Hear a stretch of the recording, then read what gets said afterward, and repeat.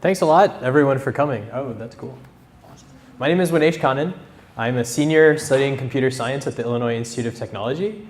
If you haven't heard, we're a research institution down on the south side of Chicago in Brownsville. And one of the things that I've been really happy to participate in the 4 years that I've been in university is learning about civic technology.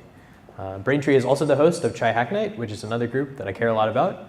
And at ChiHackNight, I help teach a group called the SQL Learning Group. We take a look at different data sets that the city of Chicago has made available and try to learn how to take the questions that interest citizens and turn them into code so that we can get the answers. I'm really happy, I've gotten so much mentorship from people here in the Chicago community, from my university. And after I graduate this summer, I'll be working for the government, working at the Bureau of Labor Statistics as a data science fellow. So hoping to use what I've learned to give back and do good things. But let's talk about traffic crashes data. So this is a data portal that we built at ChiHackNight, and we use it to look at city data.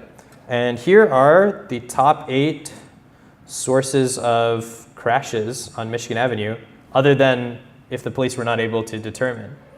So as was pointed out, we need to see this a little more. Is that visible? Still can't see it? No. I'll read them for you in order from bottom to top. So the 8th most common cause is driving skills / knowledge / experience, presumably the lack of. And that accounted for 111 crashes on Michigan Avenue since 2015. Then the number 7, failing to reduce speed to avoid crash. Number 6, improper backing. Number, that was 6, 5 comes before 6. Improper turning or no signal, which is different than running a traffic signal. Number 4, most common, improper lane usage. Number 3, improper overtaking or passing of another driver. The second most common cause, failing to yield right of way. And then the most common contributing cause of traffic crashes on Michigan Avenue is following too closely. So what you're seeing here are the causes that are recorded by the police. So by the time police come to the scene and check it out, this is what they've determined to be the cause. So do you have a question over there? Let me bring you the... Does that refer to someone backing up when they shouldn't have? You want to give it the mic? Improper backing, I know this is one of the things. Does that refer to backing up when someone shouldn't have? Yeah, it's a good question. So it could refer to 2 cases generally. Either a parked car backing up into another parked car and then kind of driving off, or being stopped at the light and backing up and hitting the person behind you.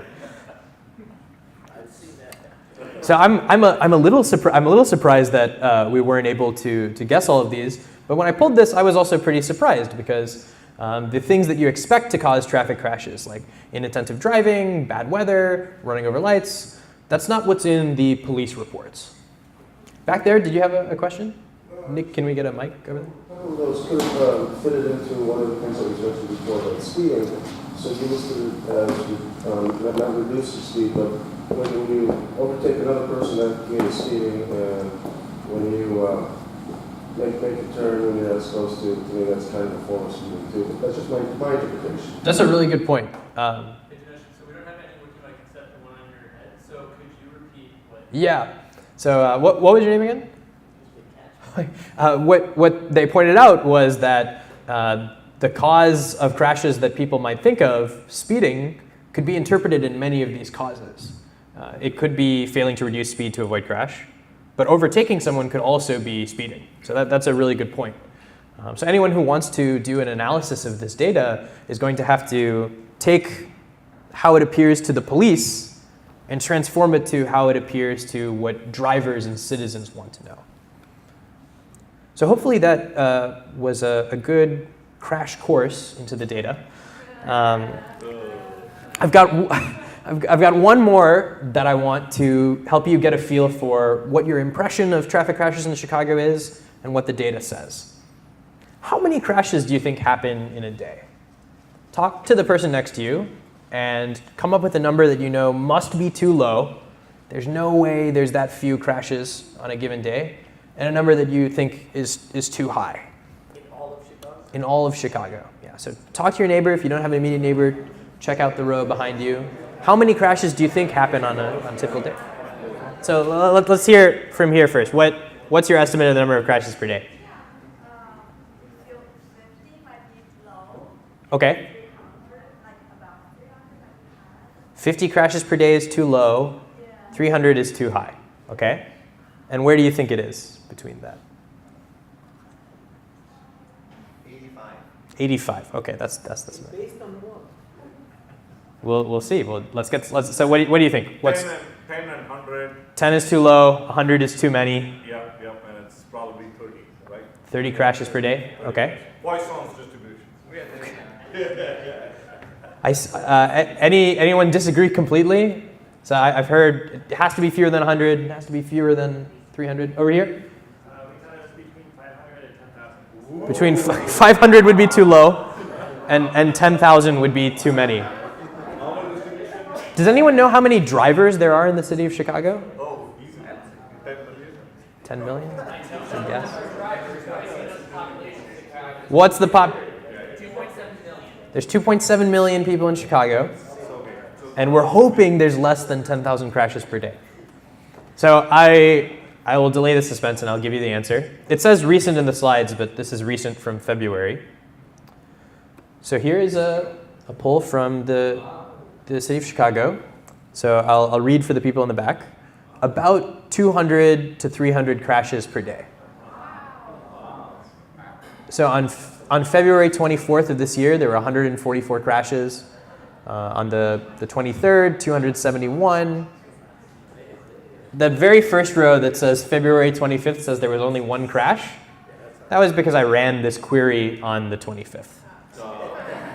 The city of Chicago actually updates the crash data every day and sometimes hourly. They're expecting that this data will be useful to policymakers, researchers, and even industry analysts who are working on improving the very multifaceted problem of traffic safety. To give you an idea of how some of these different actors are talking about traffic safety, I wanted to point out something that was in the news. The City of Chicago's Department of Transportation released this press release, and I'll read it for you. This is the kind of magic snippet. CDOT also announced that it is starting a project that will use machine learning, a form of artificial intelligence, to analyze multimodal crash data and develop crash prediction technology. The project will use this technology to create probabilistic risk scores for every road in Chicago. The analysis will help identify the leading predictors of crashes and will help the city learn why crashes are happening, not just when and where. So for those of you who may not be familiar with machine learning, I'm not going to talk too much about machine learning, but the idea is that these probabilistic risk scores for every road will help the city make more informed decisions about traffic safety. And if this excites you as a data scientist or an engineer, that's a cool feeling. If as a citizen or a critical consumer of data, this frightens you, that's also a very valid feeling. By diving into this data, we can get a better idea of how we should feel about these kinds of initiatives. For one positive example, there's a company called Waycare that's based in Salt Lake City, Utah. And they have developed machine learning technology that predicts the causes of crashes, not necessarily to inform a government or a company, but to actually tell drivers. So Waycare's integrated solution will warn drivers when conditions or their own driving habits are likely to result in a crash and try to help them correct their behavior.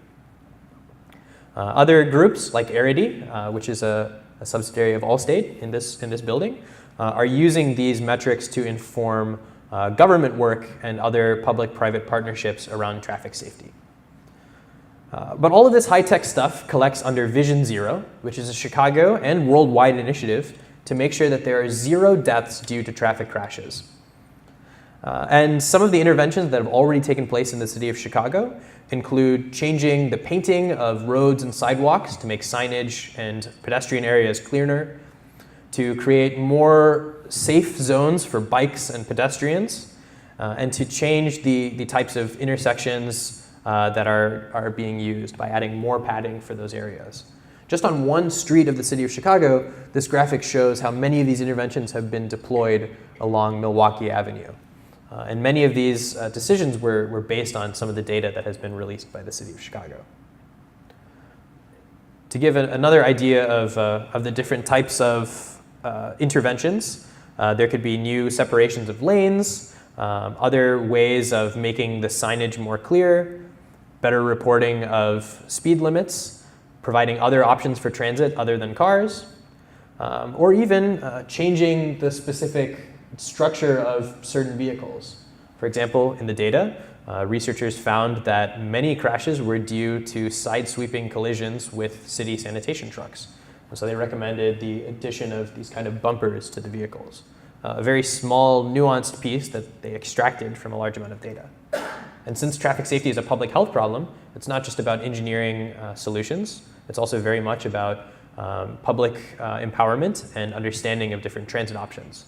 A lot of Vision Zero initiatives have focused on reaching different communities around Chicago, informing them about how to bike safely, what other transit options are available, and what rights they have as a pedestrian or a cyclist. Did you have a question over here? Yeah, I was curious about the slide before, where all the modifications were made. Has there been enough experience to look at the data prior and after some of these? And I know there were multiple things done, so is it possible to actually tell, the effectiveness of one thing versus another? So I'm just curious how much study has already been, or how much experience has already been done, and how much data has already been analyzed to see if it's really made a difference, right? The question was, when we're deploying all of these new interventions, has enough time passed or enough data been collected to determine if those are actually improving traffic safety? And if we can attribute any improvements in traffic safety to those interventions. And a lot of these interventions have come between now and 2015, which from a public health standpoint is not yet enough longitudinally to assess the impact. But Vision Zero also very much has a mandate from the mayor and the state government, the city government, to move quickly. And so the release of all of this data publicly is part of an initiative to allow researchers and even citizens to start digging into that data, even if the public agencies are not. So if you're interested in checking out the data, I'll share all of the links after the presentation. But data.cityofchicago.org is the city's data portal. And traffic crashes are just one of hundreds of data sets that are available. The traffic crash data is split over 3 different data sets. The first is a data set of the crashes, which details the location, the time of the crashes, and what kind of injuries occurred, as well as what the police determined the cause to be. There's also a data set of the anonymized people who were involved. So anyone who is a driver, a pedicyclist, or just a passenger in the vehicle will have an entry in this table. There should be no identifying information of the people, but the people data set contains information such as whether or not their safety belt was on, whether or not the airbag deployed, how much alcohol they had consumed if they were tested. If it was a pedicyclist, how close were they riding in the bike lane, or was there a bike lane at all? And then there's also a vehicles data set, which will talk just about the cars and the trucks that are involved, with information about whether or not they were towed, an estimate of the amount of damage that was done in scales of $500, $1,000, or more than $1,500. And all of these items can be joined together by the report number.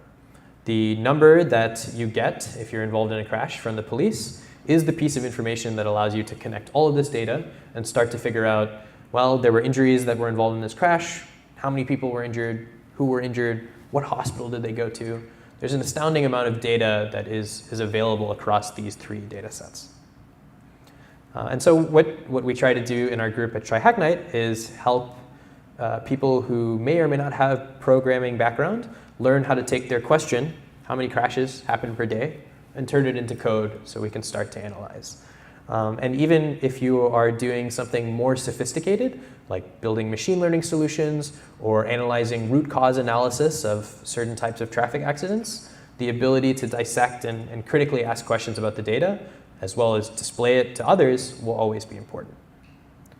So I want to go ahead and give some thoughts about potential pitfalls of doing the visualization of the data. And in the press release from CDOT, you may have seen that they care about learning why crashes happen, not just when and where.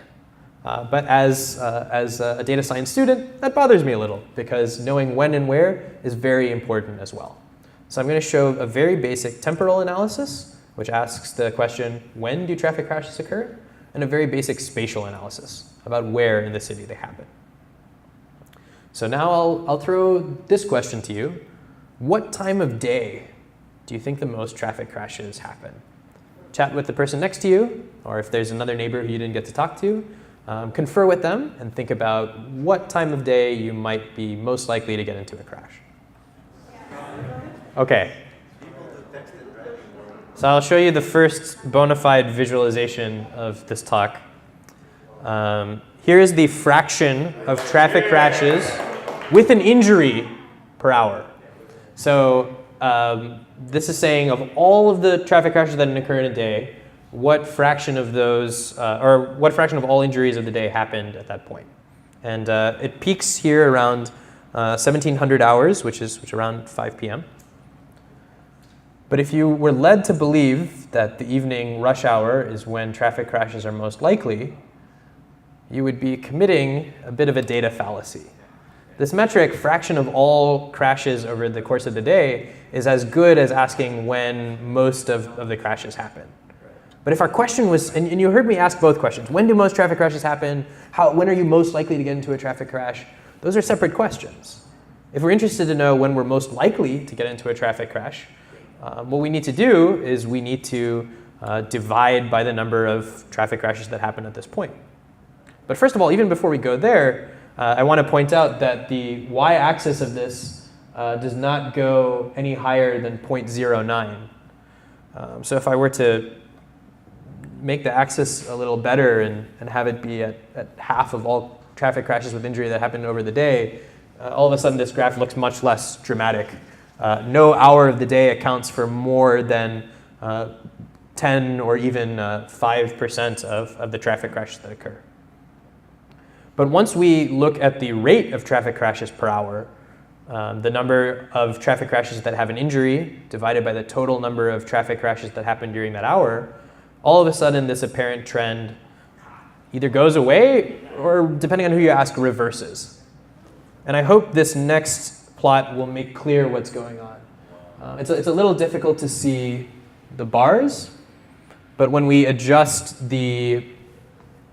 when we plot the number of traffic crashes that had an injury against the total number of traffic crashes that had over that hour, it seems obvious that there would be more total traffic crashes during rush hour. But if we normalize and take the proportion, that pattern seems to disappear. And if the goal of our analysis is to predict which roads are most risky, which behaviors are most likely to lead to crashes, we need to be very careful about this difference between raw count and proportion. And a simple idea that you may have learned in grade school will continue to rear its head in more sophisticated analysis. So now for the spatial part, I will challenge you to talk to your neighbor again and think about where in the city of Chicago you expect traffic crashes to occur. And now that you've seen the difference, where you think they're most likely to occur and where you think they occurred the most. So I've already heard one estimate from Wrigleyville. Talk to your neighbor. I'll walk around. I do not have a map of where bars in Chicago are in this presentation, so you'll have to supply that data on your own. Before we get to the spatial guesses,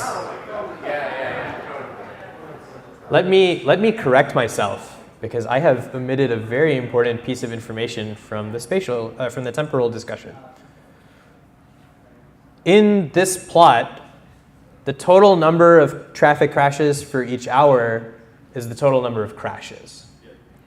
And then the event of interest are the crashes with injury. One of the biggest flaws of the data that the city of Chicago has made available is that it cannot tell you about normal traffic patterns. And all of the questions I've asked you so far depend on normal traffic behavior.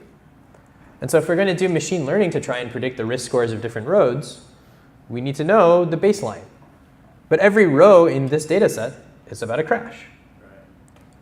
And so that was a big piece of information that I left out. When we go to the spatial analysis, again, we're going to be looking at the total number of crashes that happened in a certain part of the city, and then what proportion of those were crashes with injuries. So before I show what the data set has about spatial locations, just shout out places in the city that you thought would be likely to have crashes or unsafe behavior. Wrigleyville. The highways. The highways. Lakeshore Drive. Lakeshore Drive. Any 6 corners? What did you say? Any 6 corners? There's like 3 Six car areas. corners. Well, they have a bunch of corners. Six-way intersections. I-90. Yeah, the expressway. So the city of Chicago's data set gives us 2 main ways to look at location. It gives us the longitude and latitude coordinates, but it also gives us the police beat that a crash happened in, and then the name of the street. So on the reddish graph on the left, you'll see the number of traffic crashes that had a certain that appeared in a certain police beat. And then on the left, the right, the purplish graph, you'll see them organized by street. And you can see some of the streets that go vertical and horizontal. And we want to know if either of these modes of spatial analysis is any good. Or do we need to do something more sophisticated with the longitude-latitude coordinates? Police beat makes sense because that's where these incidents are reported. And street makes sense because a lot of you talked about highways or certain types of intersections or Lakeshore Drive. In fact, Lakeshore Drive is literally a street that's in the data set that you can filter on. So this graph of the count of crashes according to police beat makes it seem like the problem area is in the loop. There's that big blotch of red downtown.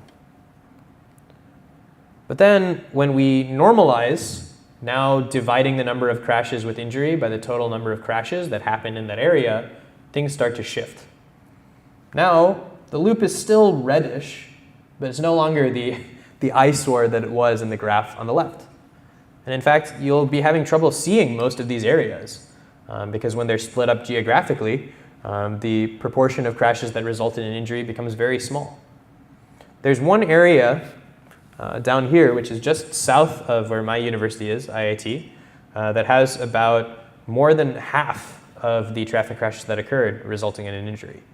And now that we've normalized, as a public health professional or analyst, I have a real interest in knowing what is special about that beat. But for the most part, these other areas, and if you're looking at the dots that are in the top left corner, that's near O'Hare, the apparent trend of the heat map seems to go away.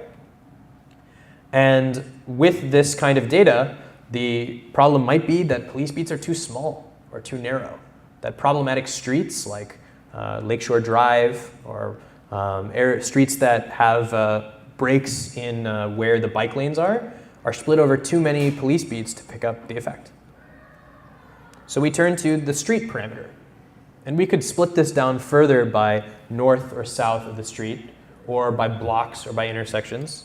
But for effect, I'll show just what happens with the street. So again, we're looking at the raw count of the number of crashes that had an injury. And there's about 24 is the maximum that have occurred. And if you see the streets that go north to south, like Michigan and State, those are the ones that are darkest on this plot. You might have an idea of what will happen when we normalize. But then the big streets go away. Lakeshore Drive isn't dark purple anymore. State Street, Michigan Avenue are not dark purple anymore. The streets that are the darkest purple are scattered throughout and very small. And even though those dark purple places, according to the scale bar on the right, have all of their crashes had injuries, we might be interested in them. But the streets that our intuition says might be most unsafe, again, we've cast too wide a net spatially to be able to draw any inferences. And so what has actually been done by Vision Zero's Chicago is they employed a set of mixed methods to identify high crash corridors. And I'll show the methodology in a second, but I'll let you take a look at this plot. They identified a number of different streets and areas, and we could not analyze these using just the police beat or the street names. Even if we were to take the longitude and latitude points that were in the data set and apply a variety of different spatial clustering methods, we would not be able to come up with this particular pattern. There are roads that take an L shape or go diagonally. And there are areas that were added to the list primarily because of incidents with pedestrians and cyclists. Those are things that raw, even sophisticated geographic and spatial clustering methods would not identify the patterns of. And so sometimes having attentive expertise from a subject matter expert, a public health analyst, or someone who's familiar with city planning can go a long way to identifying more interesting or meaningful patterns. Or it might simply double down on the biases that we already think occur in traffic crash data. To summarize the methodology, the high crash corridors account for about 70 miles of traffic in the city of Chicago. And they picked the top 14 street-like areas in the city of Chicago that were responsible for crashes with fatalities or serious injuries. And that is talking about a subset that's even less than the data that we were looking at, which was just any crash that had any injury. And then to round out the group, they also picked a group of corridors that had crashes primarily for pedestrians, cyclists, or people who are riding on motorbikes. Because of the frequency of those modes of transport, they wouldn't show up in the top 14, but they're still very important as a public health issue. So to summarize some of the potential pitfalls for visualizations and policy analysis, we need to make sure that we're looking at rates, that we're normalizing the data according to some pattern. And rates and counts are both important, because when we looked at the data by street, we had these really tiny streets that had only 2 or 3 crashes taking place at all, but we saw that 100% of those crashes turned into injuries. Rates and counts together can provide much more context. And this is one of the biggest issues with the data that the city of Chicago has provided. It's only incident data. We don't have a baseline of healthy, normal, or regular driving to account for. And this makes techniques like machine learning, or even just a simple citizen who wants to know the answer to their question, if I'm going to drive in a new part of the city, will I be around drivers who are really unsafe? And even if we employ more nuanced techniques for spatial analysis, we may not be able to pick up on the same information that people who work in public health, public awareness, or traffic safety have access to in terms of insights. All of this data, though, I should say, is digitized by city employees from the paper police reports that are filed. And so to have a data set this vast and this extensive is kind of a miracle of public service. Sometimes it leads to cases like missing data or improperly formatted instances. My group has cleaned up a lot of those, and in the GitHub repo that I'll provide after the talk, you can access a cleaner version of the data that takes into account some of the issues when going from paper report to digital. One of the most common are missing values from digitized checkboxes. So for example, one of the specific types of more interesting analysis we did was trying to figure out if we could predict hit and run incidents. And if you look at the data, it will say that hit and run incidents have happened 31,000 times since 2015 in the city of Chicago. And then there's 85,000 records of traffic crashes that don't say whether or not one occurred. And this makes a big difference. If you choose to say that all of those undefined checkboxes are no, then the probability of a hit and run incident in the city of Chicago is about 26%. If you set all of those undefined to yes, it was hit and run, now 98.8% of traffic crashes are hit and runs. And the answer probably lies somewhere in the middle. What we did after conferring with our good friend John Levy, who helps run the City of Chicago's data portal, was to actually go with the first option, to treat any missing data for a field that came from a checkbox form as no. Because that's part of the way that city employees are trained to digitize the data that comes from police reports. If it was checked off by the police officer, they'll put in a yes. If the police officer checked the no box, they'll put in a no. If the police officer didn't put anything down, to preserve the interpretation, we won't put anything down either. And so by going through that method, we assume that if the police officer didn't check the box, it wasn't a hit and run incident, and kind of push that forward. So that's another kind of pragmatic thing to do when working with data that the government has released. I'm going to skip past these. The last thing I want to do is share an interesting data privacy case study. So we're really excited that we have all of this data that's being updated daily, if not hourly, to learn a lot more about traffic crashes and traffic safety in the city of Chicago. But while me and my classmates were snooping around to try and learn more about public safety, traffic safety, and gather as much background insight as we could, we came across a really interesting website called the Chicago Driver Information Exchange. This is a service that the police department provides so that if you were involved in a crash, you can find the information of the other person who was involved.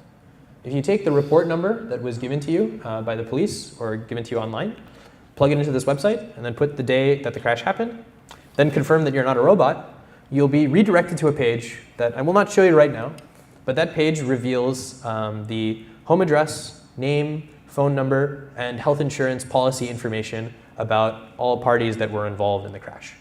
That information comes from whoever the vehicle was licensed to, or in some cases if petacyclists have some way of being identified. But this is a service that is provided for convenience, to allow people to submit their insurance claims even if the other driver is not responsive or even completely flees the scene. I will let you talk to your neighbor one more time and discuss with each other what are some of the, how do you feel about this?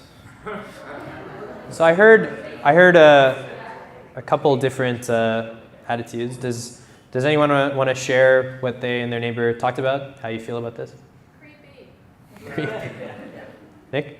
Well, I think, largely I don't have a problem with providing it, except I think there should be one more level of authentication or requirement in order to access it. So, something that says, yeah, you were involved, or, some real reason for it.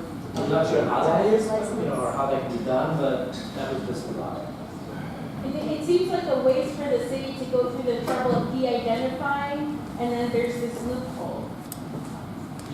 Yeah, right. Oh. Yeah. It seems like a waste of money and time for the city to de-identify all the data, and then there's this loophole, which is, it's still manual, but it is still a loophole. I can think of a number of ways going up the report, down the report, and get everything. Dinesh, could you repeat that? He said that he could think of a number of ways going up and down the report that you could get the data that's in here anyway. So, step one, is that RG number available publicly? Because if it is, this entire discussion is screwed. Step two, is there a security vulnerability in that web form? Because if it is, an attacker can get the entire database out. Yeah, that report number in the relational data, if that RD number from the form is that report number, that the entire information behind that web form is public. Because someone can just go through and punch in report number after report number and get the data out. To answer your question, this is the same report number. And as I mentioned earlier, it may not have seemed important at the time, but the report number is not only public, but it's also the key to connecting all three of these data sets. As a data scientist, I need that value. Otherwise, I won't be able to match up whether or not the airbag deployed. Otherwise, I won't be able to know how much damage was done to the car.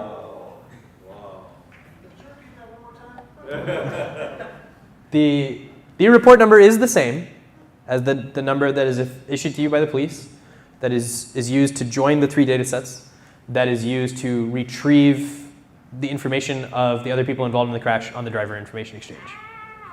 And so I'm telling this to you now because we are already past our period of disclosure. We talked to our friends at the city of Chicago and let them know, hey, this is going on. And after about a week, they got back to us and they said, thanks for letting us know. We did come across this while we were doing our due diligence before releasing this data set. It was a difficult thing to go through and gather all the facts on, because the data is being provided by the Department of Transportation.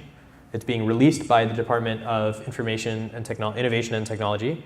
And this service is being provided by the Department of Police. So already kind of spread across the 3 sections. The conclusion that these organizations came to was that the potential risk that even though anyone could retrieve this data, they knew that the CAPTCHA would not be sufficient to stop someone who was sufficiently motivated to try and gather a lot of these. And that another issue that would arise is they were interested in how they would be able to join the 3 data sets. Our team of students suggested that we could provide them some way to create another primary key, another value that could be used to join the 3 tables that would be independent from report number.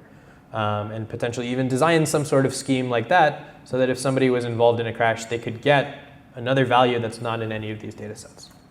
And it was an interesting proposal, but it falls outside of what the city was looking for, because traffic reports are also submitted to the state of Illinois. And the state of Illinois has a long-standing policy that you can purchase any traffic report that you would like and get the traffic report number of it for $5. So it's expensive. And the determination that the city of Chicago came to was that someone sufficiently motivated would be able to gather this data even if it didn't come at this point. And having this service, the Driver Information Exchange, has helped countless Chicago citizens expedite their insurance claims, find people that fled the site of a crash. And so this was a very real example of a privacy and convenience trade-off being done in civic technology. How do they find the fleeing party? What? How do they find the fleeing party? It only has, you would only know the fleeing party if they fled with their vehicle. So if the police update the investigation later, they'll update the license plate number, and the person who's connected to that license plate number will be added. So basically, only if you have a license plate number and were involved in a crash will you be in this service, to clarify. And so, there's a lot of, if you watch science fiction like Black Mirror, or if you read the right newspapers, you may be worried about the government, using your data to run a drone strike on your house. But this is a very real and very practical sense of a trade-off between privacy and convenience that's being made by our city government. And depending on whether you feel that this is harmful or beneficial in the net, there's a lot to unpack here. And this is much more practical and maybe boring than another story that you might see in the news, but it's one that is very real. Yes, question over here. So if you crash into me and I give you a license plate number to the police, do they automatically believe that you crashed into me, put your information online, and they can look like you occurred in a crash? Can you repeat that again? How do police verify that the license plate given is real? Either they'll take it at the scene, or it'll be part of an investigation and updated later. Can you repeat that question? Yeah, the question was, if I tell the police that the car that crashed into me was this license plate, will they just put it on there? No, they'll either have to visibly see it at the scene of the incident, or they'll have to conduct an investigation and at a later time update it. And actually, when those updates happen, they do propagate to the city's data set. Question? If someone's driving someone else's car, does it pull that person's license plate, or will it pull your information for them? The question was, if someone else is driving the car, who is at fault? In this data set, it will be the person who is attached to the license plate of the cars involved. So before I take questions, I just want to point out what I will be providing you with. There's a GitHub repository where we've provided the clean data, some Python and SQL scripts that we've used to retrieve and prepare the data for analysis, and some sample notebooks that run on Binder, which is a free service that will let you run a Python notebook in the browser. You can see examples of all of the visualizations that were in this presentation done over the period of January 2019. There's also a link to the SQL learning group at ChiHackNight, and you can scroll back and look at some of the other games that we've played with other data sets. And then all of this is available at github.com/vinjicon/crash. All those resources are there if you want to explore this further. I know another member of the Chai DataViz community has also done some analysis of the crash dataset. So if you look on the meetup page and in the comments, you'll see the link to her repository as well. That one will also be good for developers who work in R. And so you can see a bunch of different analyses that are being done. All of this data was just released last summer in July 2018. So we're still kind of at the start of what all kinds of different groups and individuals will do with this data. So thank you for having me, and let me know what questions you have.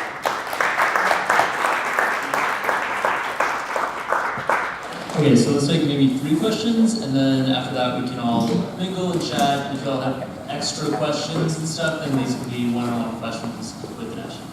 So who has the first question? He answered them already, okay. This is more sort of a nitpick on some of your visualizations. Yep, for sure. I'm curious if you go back to the purple spatial visualization.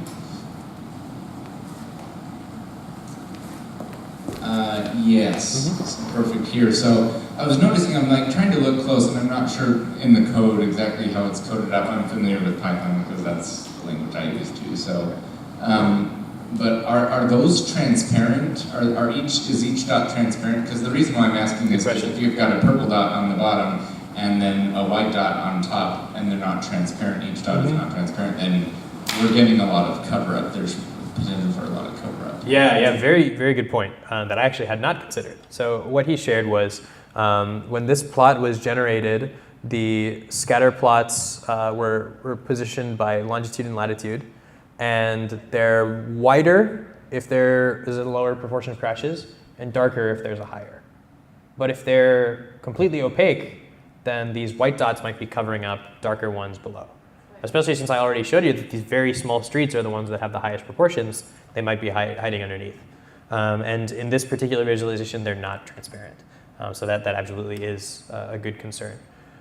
We made the size of the default Python visualizer makes the dots very small, and we expanded them until they were basically like bumping up to each other. So in this case, I believe that there is nothing being covered up, but that absolutely could happen in the default packages that are being used. So that's a really good, more than a nitpick, that's like a nuanced like data visualization problem that we can definitely have. Thanks.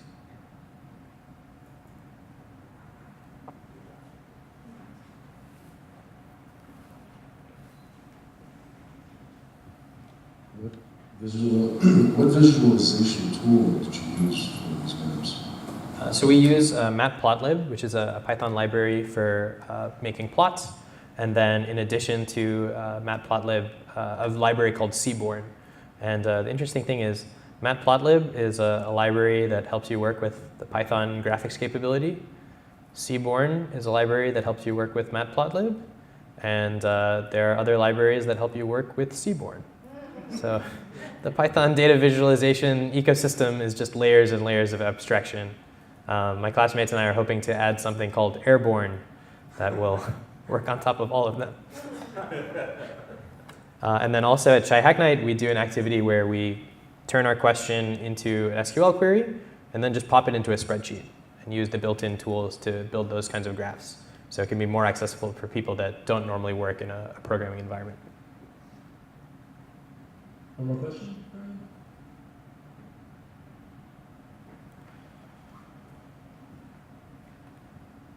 I would imagine that not every crash that occurs in the city is reported to the police. So how much do we know about how many and what kind of crashes may not be reported? Yeah, very good question. What are you thinking about in terms of types of crashes? Probably the less serious crashes will be less likely to be reported, I would imagine. Sure. There's definitely a data collection bias. If it's not reported to the police, it won't be in here. And in terms of type of crash, I will answer your question with data. So we are interested in knowing the damage. So in the data set, there are many of these properties, and one of them is damage. You may not be able to read this, but it says this is a field observation of estimated damage, which comes from what the police estimates. And usually this comes on 4 different levels. So I will show you what that looks like.